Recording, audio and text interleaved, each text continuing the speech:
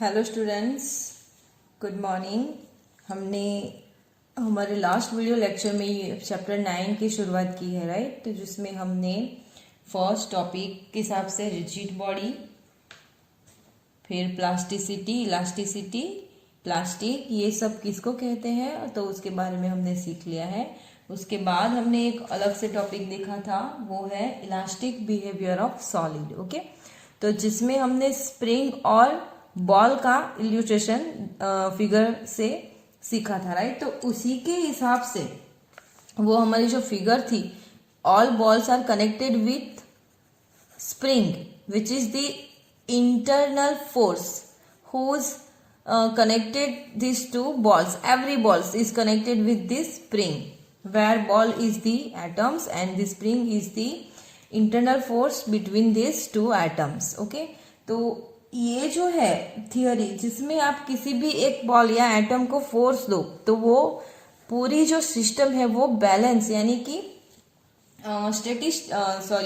Balance में आने की वो ट्राई करेगा। दैट मीन्स इलास्टिक होने की वो ट्राई करेगा। ओके, तो उसी के हिसाब से एक लॉ दिया है रॉबर्ट हुक ने।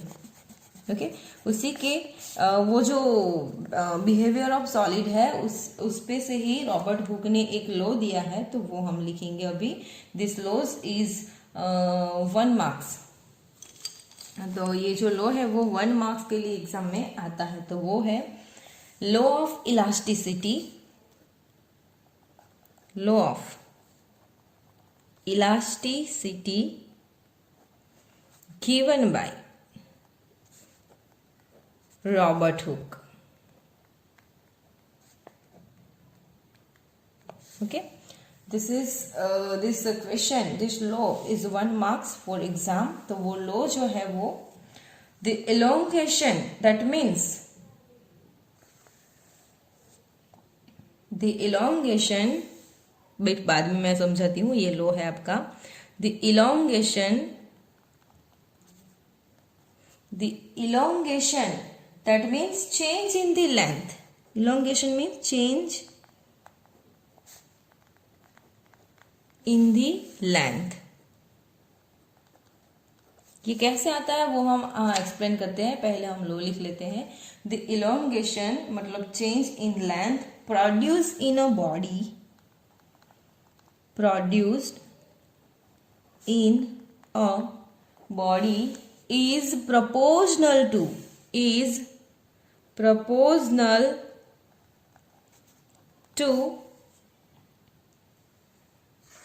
the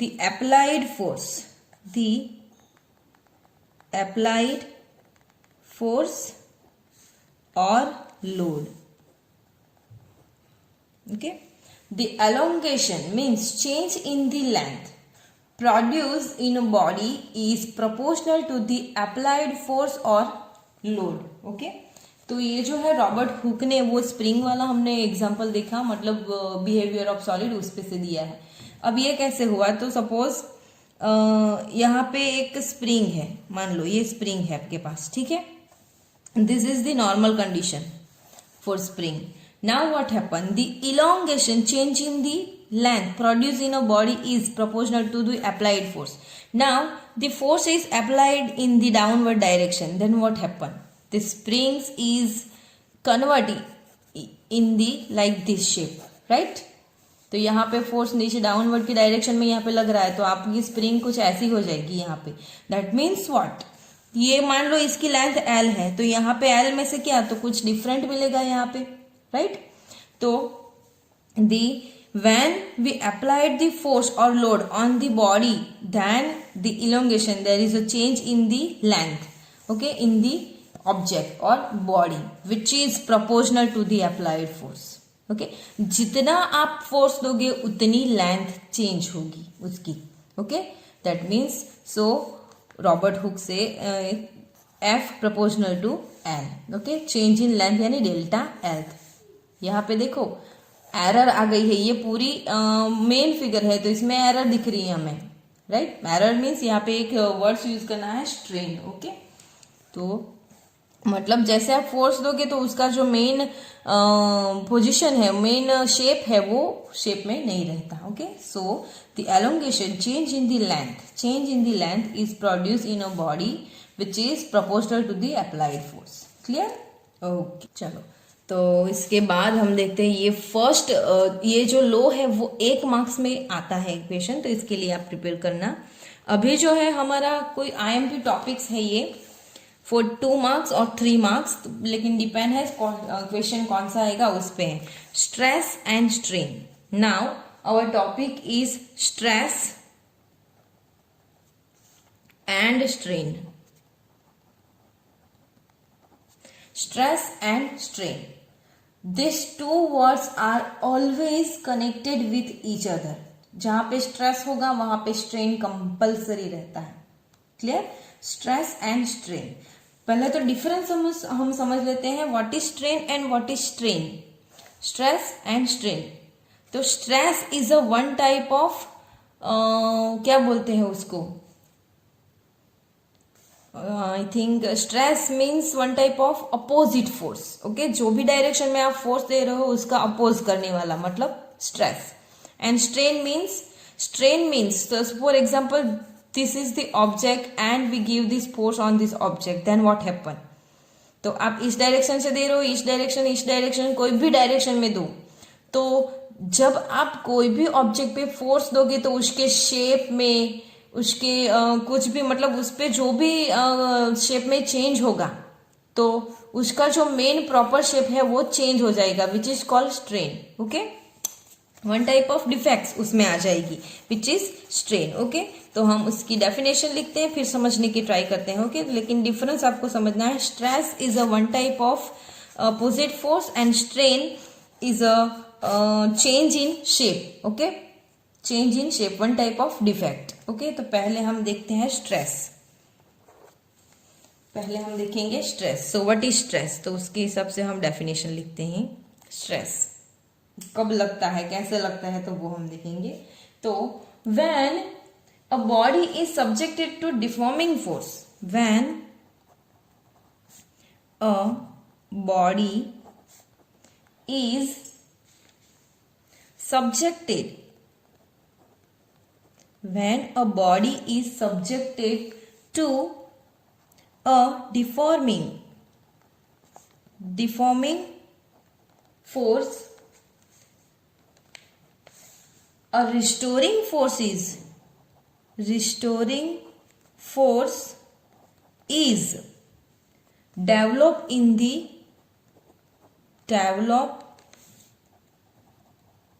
the body.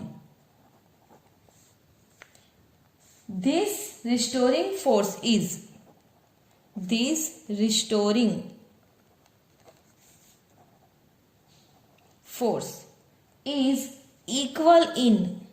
equal in magnitude, but this restoring force is equal in magnitude but opposite in direction to the applied force. Okay, so when a body is subjected to a deforming force, a restoring force is developed. Deforming means उसको force हम दे रहे हैं. When a body is subjected to a deforming force means जैसे आप force दोगे तो उसमें deform आ जाएगा. Okay, one type of defect आ जाएगा. तो ऐसा फोर्स जो उसका शेप चेंज कर दे. When a body is subjected to a deforming force, a restoring force means opposite force is developed in the body. This line is indicate the third law of motion. Okay, Newton's third law of motion, equal and opposite. वह जैसे आप force दोगे तो उसका opposite करेगा जो भी object पे आप फोर्स दे रहे हो. Okay, this restoring force is equal in the magnitude. This force is equal in magnitude to the given applied force but in opposite in the direction to the applied force. this force is equal but opposite in the direction. Clear? Okay. Now, so we can write the restoring force. The restoring force per unit area is known as stress. The restoring force per unit area is known as stress. Okay, how? तो यहाँ पे देखो, this is one object. Okay, and we applied the force in a area like this area. Okay, ये area है जिस पे हमने force applied करेगा, तो यूनिट एरिया के हिसाब से यहाँ पे फोर्स लगेगा. पूरा है तो पूरे पे हम नहीं दे सकते, कोई भी एक पॉइंट पे हम दे सकते, which is unit area is known as a stress. तो यहाँ पे स्ट्रेस जनरेट होगा, क्योंकि जैसे आप फोर्स दोगे तो उसका ये अपोज करेगा. ओके, जैसे आप ये फोर्स दोगे कुछ एरिया पे तो डिवाइड बाय एरिया आएगा, तो वो अपोजिट फोर्स करेगा. तो अपोजिट फोर्स यानी स्ट्रेस. क्लियर? तो इसका इक्वेशन हमें क्या मिल सकता है? So we can write the equation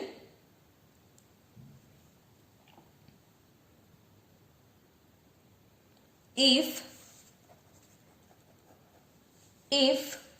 capital F is the force applied, and capital A is the area of cross section of the body. Cross section means उतना part. Okay, cross section of the body. Then we can write, the magnitude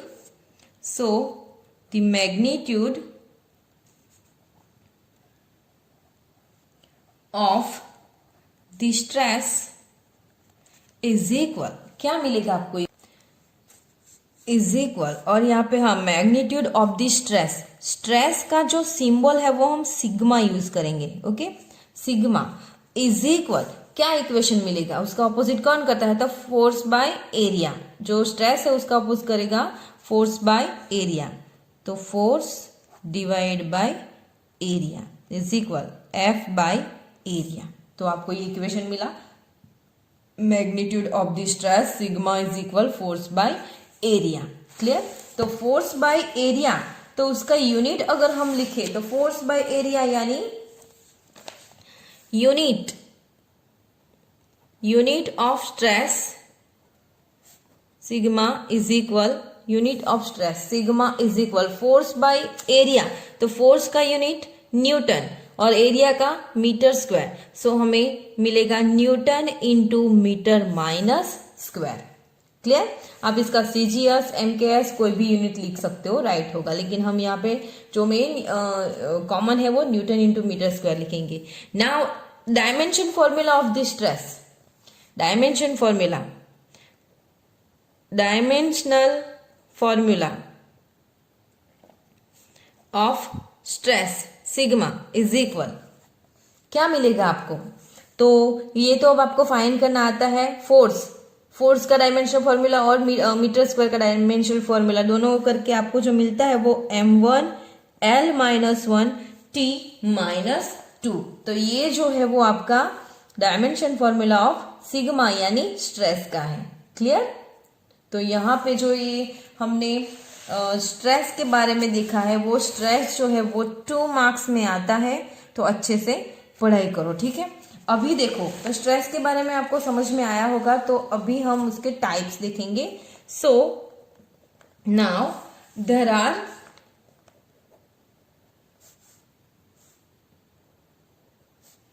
many types of stress. कौन कौन से है तो वो हम देखते हैं. There are many types of stress. where first is tensile stress. Second is compressive stress. Compressive stress. Third is longitudinal stress. Longitudinal stress. And fourth is tangential or shearing stress. Tangential or shearing stress. Okay, so there are many types, या फिर 4 types आप लिख सकते हो. There are many types of stress. First is tensile stress, compressive stress, longitudinal stress and tangential or shearing stress. ये both are the same. Clear? जिसमें हम first देखेंगे tensile stress. Tensile stress. So what is tensile stress? कैसे मिलेगा? Words देखो, stress यानी तो हमें पता चल गया opposite force. Tensile one type of force जो है रिलेटेड विथ टेंशन, खींचाव आना. Okay, tensile stress. तो टेंजाइल स्ट्रेस समझने के लिए हम यहाँ पे एक डेफिनेशन फिगर ड्रॉ कर रहे हैं, उसी के हिसाब से दिखेंगे. तो we have one small cylinder and these are the cross section area of the cylinder. Now the length of the cylinder is capital L. Here this length of the cylinder is capital L. Now what happened? Tensile stress. अब ये जो cylinder है तो उसके जो cross section है, area है, उसमें दोनों साइड से हम फोर्स देंगे लाइक दिस, क्योंकि टेंजाइल हमें खींचना है टेंशन के हिसाब से. इस डायरेक्शन में फोर्स दो और दूसरा इस डायरेक्शन में फोर्स दो, तो आपकी जो मेन लेंथ एल है उसमें क्या होगा, चेंज आ जाएगा. तो लाइक दिस फिगर हम बनाते हैं, तो ऐसी कुछ फिगर बन जाएगी हमारी, मतलब चेंज हो जाएगी. उसकी लेंथ जो है वो बढ़ जाएगी यहाँ पे, राइट. तो उसकी लेंथ कितनी बढ़ेगी, तो एल प्लस एल में से एल प्लस डेल्टा एल जितनी हो जाएगी यहाँ पे. क्लियर?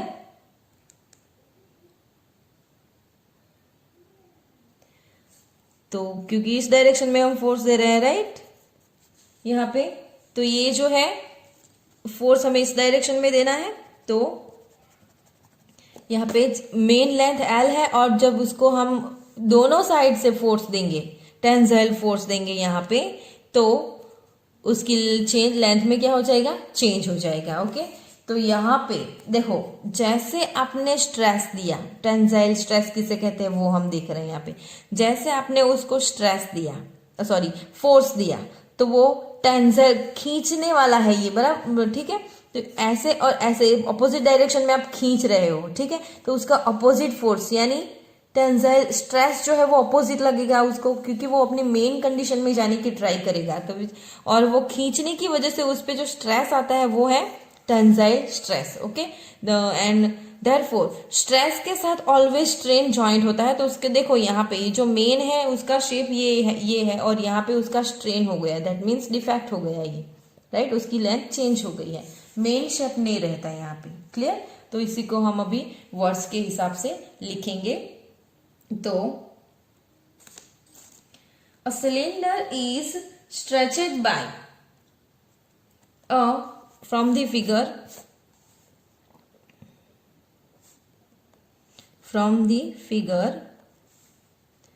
a cylinder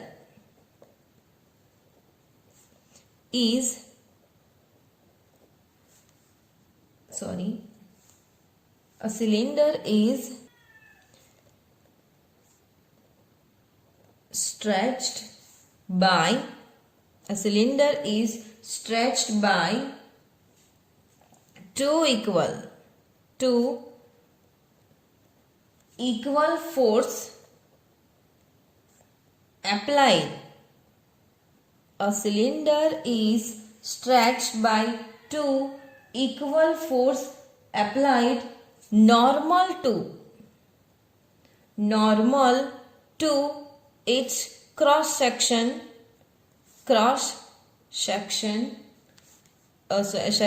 area. देखो यहाँ पे ये जो है क्रॉस सेक्शन एरिया, उसको हम नॉर्मल यानी कि ऊपर की डायरेक्शन और ये नीचे की डायरेक्शन के हिसाब से हम देखें, क्योंकि N is equal M G यहाँ पे होता है, राइट, यूनिट फाइव के हिसाब से। तो force applied, normal force to its cross sectional area. So the restoring force per unit area, so the restoring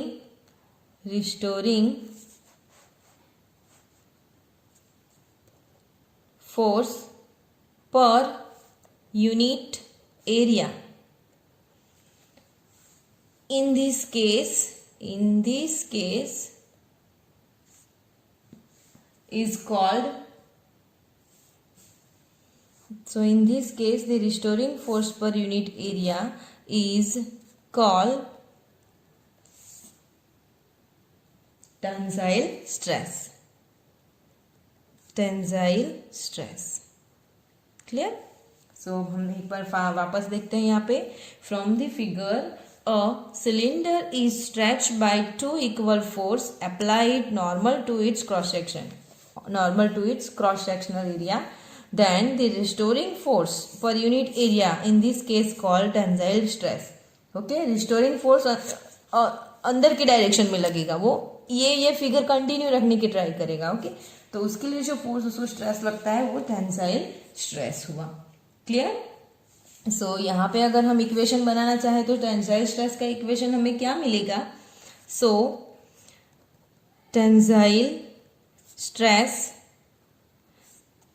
को हम सिग्मा टेंसाइल स्ट्रेस के हिसाब से टी ले लेते हैं। ओके, टेंसाइल स्ट्रेस के हिसाब से सिग्मा टी इज इक्वल, तो यहाँ पे भी क्या, this is tensile is one type of force है, राइट, तो फोर्स डिवाइड बाय एरिया वही मिलेगा हमें। ओके, एफ बाय एरिया, तो यूनिट भी उसका स्ट्रेस के हिसाब से सेम ही रहेगा, न्यूटन पर मीटर स्क्वायर। क्लियर?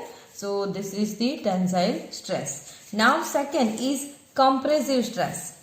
अब यहाँ पे देखना, टेंसाइल में उसकी लेंथ में क्या हो रहा है, चेंज, यानी कि वो लेंथ बढ़ रही है, यहाँ पे लेंथ बढ़ रही है। ओके, तो अभी जो है हम कंप्रेसिव स्ट्रेस लिखेंगे यहाँ पे। सेकेंड टॉपिक है हमारा कंप्रेसिव स्ट्रेस। तो second is compressive stress. Second is compressive stress. So what is compressive stress, तो वो भी हम देख लेते हैं। कंप्रेसिव स्ट्रेस में आप एक ही फिगर से भी ले सकते हो या फिर हम यहाँ पे ड्रॉ कर लेते हैं। तो this is one cylinder whose length is L. Okay, now ये जो है, तो थोड़ा बड़ा ड्रॉ कर लेते हैं तो हमें ज्यादा समझ में आएगा, अच्छे से क्लियर होगा।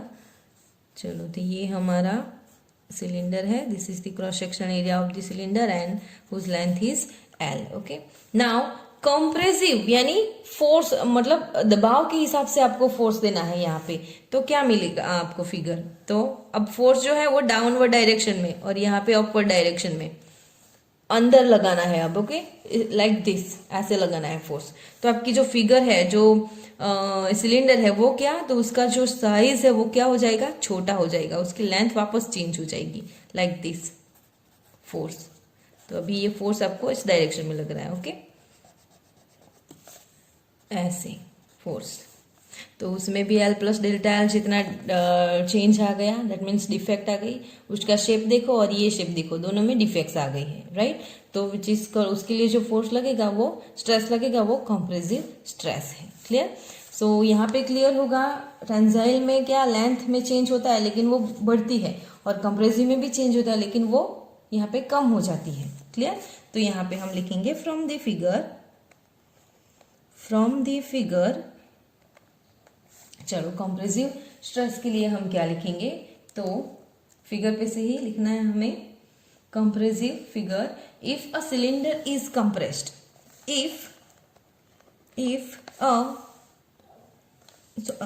from the figure, if the cylinder is compressed,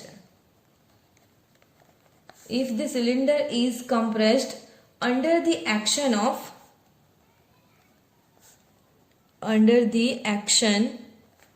of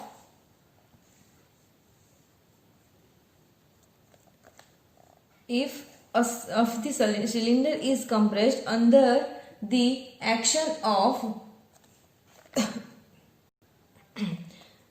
from the figure, if the cylinder is compressed under the action of applied force,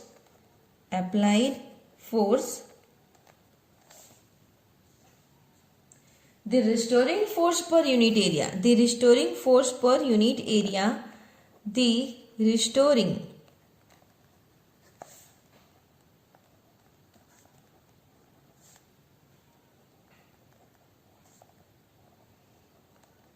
is known as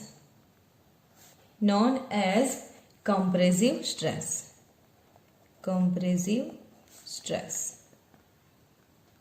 Okay, from the figure इसकी definition आपको लिखनी है compressive stress की. तो if the cylinder is compressed under the action of applied force, the restoring force per unit area is known as a compressive stress. Okay, difference क्या आता है?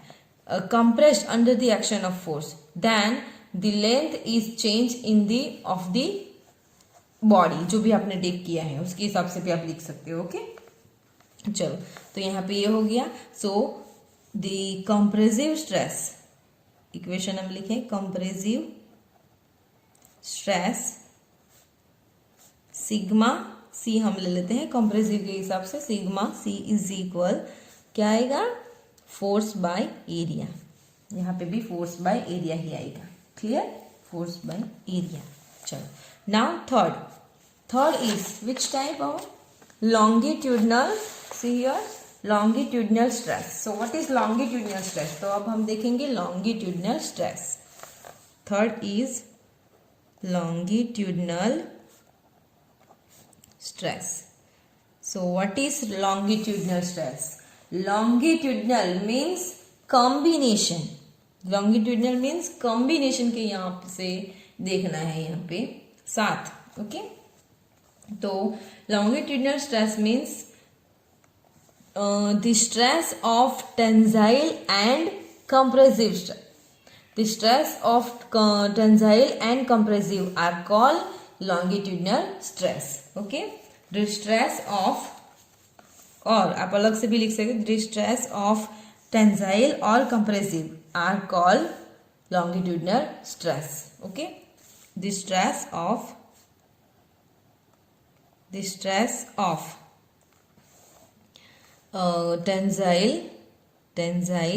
or and compressive stress. The stress of tensile and compressive are called longitudinal stress. Okay, चलो ये हो गया. इसमें ये तो एकदम सिंपल डेफिनेशन है. Now fourth is which type of force our. यहाँ पे देखो तो टेंजेंशियल और shearing stress. Force our 4 types of stress is tangential and shearing stress. तो उसको हम लिखेंगे यहाँ पे. Now the 4 type is tangential और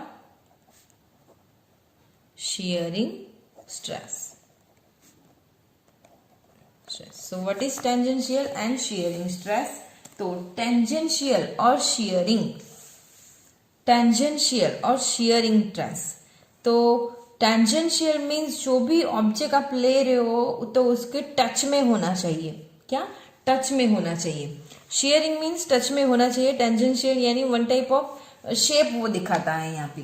तो हम इसकी फिगर बना लेते हैं, उसके बाद समझने की ट्राई करते हैं. So take one big cylinder whose length of side is L like this. Okay, this is the cross sectional area of the cylinder. Now what happened? The force is applied. The force is applied to the parallel to the cross section of area of the cylinder. In this type of stress, we have the cylinder. Take cylinder whose length of side is L and we applied the force parallel to the cross section area in the equal but in opposite direction. Okay अगर आप ऐसे इस direction में equal and opposite force दोगे both side, okay, up and downward में दोनों cross sectional area में, तो आपको फिगर कैसी मिलेगी? Suppose this the pencil, right, ये आपके पास पेंसिल है ऐसी। अब आपको ये जो पेंसिल का ये क्रॉस सेक्शनल एरिया है और ये भी क्रॉस सेक्शनल एरिया है, तो यहाँ पे आपको जो है ये तो इस डायरेक्शन में यानी कि डाउनवर्ड डायरेक्शन में देना है और यहाँ पे अपवर्ड डायरेक्शन में देना है। तो पेंसिल का शेप लाइक ये तो रिजिड है, यानी रिजिड है तो ये बैंड नहीं होगा, लेकिन जितना प्रेस करोगे उसके हिसाब से तो ये बैंड हो जाएगा। उसी के हिसाब से यहाँ पे सिलेंडर है तो वो बैंड होता है, तो उसी के हिसाब से हमें फिगर मिलेगी, राइट। तो यहाँ पे देखो ये कैसे मिलेगी, तो ये जो क्रॉस सेक्शनल एरिया है वहां पे आप इस डायरेक्शन में फोर्स दोगे तो ये जो आपकी लेंथ साइड है ये क्या होगी?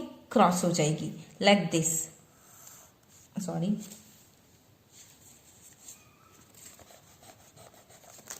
कैसे हो जाएगी? ये ऐसी हो जाएगी, ओके, क्योंकि ये साइड क्रॉस सेक्शन में ऐसे फोर्स लग रहा है तो ये साइड ऐसी हो जाएगी, ऐसी, ओके। और ये आपका क्रॉस सेक्शनल एरिया। दूसरा कि यहाँ पे ये क्रॉस सेक्शनल एरिया में भी ऐसे फोर्स लग रहा है तो ये लाइन आपकी ऐसी हो जाएगी, तो ये ऐसी हो जाएगी, राइट। और ये आपका नीचे वाला क्रॉस सेक्शनल एरिया। तो सिलेंडर की जो मेन शेप था उसमें से हमें ऐसे मिल जाता है। तो यहाँ पे डिस्प्लेसमेंट कितना हुआ उसकी साइड के हिसाब से, तो मेन उसकी साइड तो ये है, ऐसे होनी चाहिए, यहाँ पे ऐसे होनी चाहिए, राइट। तो यहां से यहां तक इतना कितना, तो डिस्प्लेसमेंट हुआ, कितना डिस्प्लेसमेंट हुआ, डेल्टा एक्स हम टेक कर रहे हैं जो डिस्प्लेसमेंट होता है वो, ओके, साइड के हिसाब से ये डिस्प्लेसमेंट हुआ। तो यह डिस्प्लेसमेंट अगर देखें तो जो डिस्प्लेसमेंट जितना हुआ वो लेंथ की साइड के हिसाब से यहाँ पे एंगल बनाता है, यहाँ पे थीटा जितना, राइट।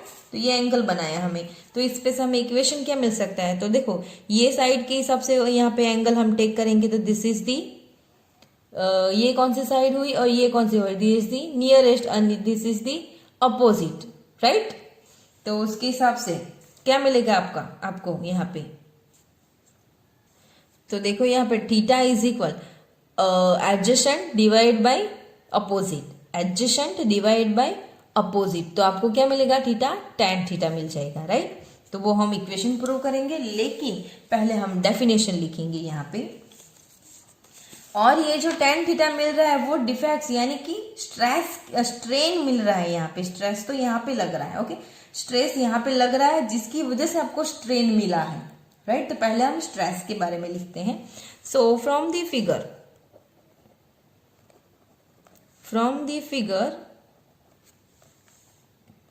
तो हम यहाँ पे लिखेंगे from the figure if two equal and opposite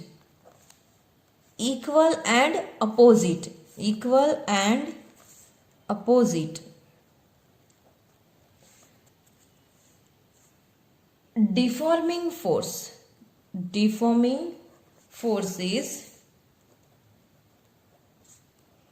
are applied parallel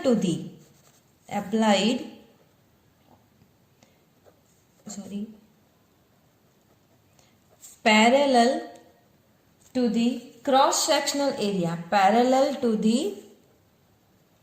cross sectional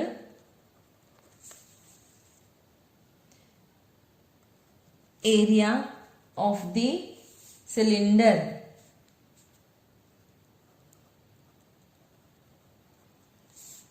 There is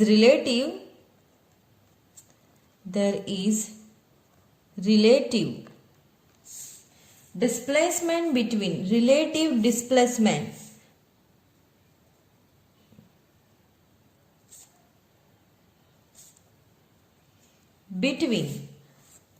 if two equal and opposite deforming forces are applied parallel to the cross-sectional area of the cylinder, there is a relative displacement between the opposite forces, between the opposite forces, एक minute, opposite side आएगा ना, opposite faces और side आप ले सकते हो, opposite faces develop due to, opposite faces if there is a relative displacement between opposite faces of the cylinder, opposite faces of the cylinder, opposite faces of the cylinder. So the restoring force per unit area, so the restoring force per unit area developed due to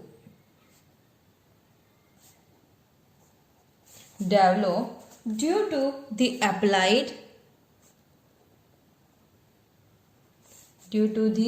applied tangential force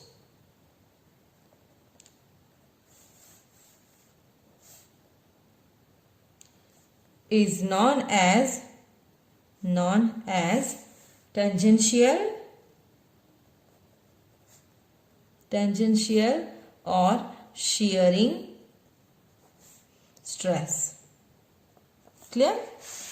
यहाँ पे देखो, if two equal and opposite deforming forces are applied parallel to the cross sectional area of the cylinder,